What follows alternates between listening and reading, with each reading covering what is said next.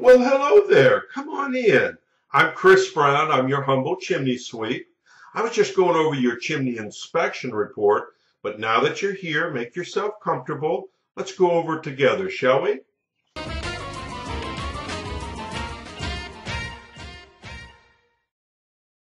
Okay, now let's take a look at the inspection report and see how it reads out.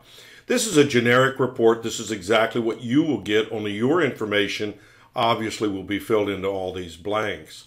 The upper right-hand corner of the report is the legend. Each one of these initials pertain to something. A is consistent with the age of the chimney. B, see comments below. C, repairs needed. D, need further evaluation. Or E, not applicable. And they're placed into the boxes next to the parts of the chimney that can be easily identified in this diagram. And then, of course, you'll find my comments here below. Now, let's take a look at your personal report. So stay with me. Hey Lauren, it was great to see you today out at the house. What a beautiful house. Great location too, by the way. Let's go inside. So we actually do have a gas fireplace in here, and it's got a gas setup, but there's no logs or product, you know, the gravel, vermiculite, and rock wool insulation that's normally associated with vented gas logs. But we did have it fired up. Here's a picture of it going right there, just to let you know. So it does work if you want to, or your clients want to repurpose it with some new logs and so on and so forth. Cracks in the firebox area, that needs to be repaired, and I've given you a price on doing that. This damper was blocked open. This is the way they blocked it open. With vented gas logs, these sets put out a lot of carbon monoxide, carbon soot and carbon monoxide. And so you definitely want it to vent to the outdoors. State of North Carolina says that the damper must be blocked open, and this is a creative way of doing it. Somebody kind of manufactured that. But holding the damper open, and the reason for that is you never want to close it because you might forget even just one time to open it and start up a set of vented gas logs and fill the house up with carbon monoxide.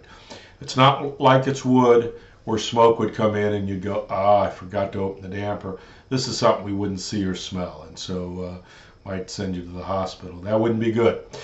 Fireplace is perfectly okay to go back to wood burning. The gas log setup would have to be removed. It's under pressure. That gas is under pressure, and here there's a ball valve and controller, and so a licensed plumber would have to remove that. Remember, with this fireplace, let's go back to the opening.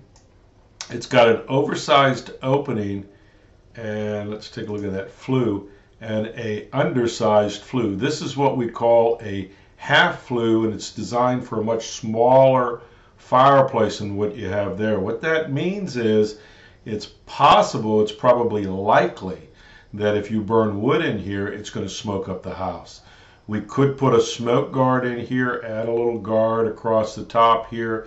This would help minimize that. It could even fix that problem. But the truth of the matter is it's out of spec for today's codes. It probably did not appear in the codes of the day this fireplace was built. So it met code then. They got a certificate of occupancy.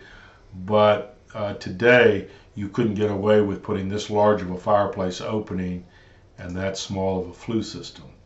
So just word for the wise, maybe gas logs would continue down the road with gas logs would be a better choice for you. Here's what the chimney looks like. There's no screening around this to keep the animals out so they can freely get in there, although I saw no evidence of any animals getting into your chimney. The slab up on top is keeping the rain out, so that's a big plus.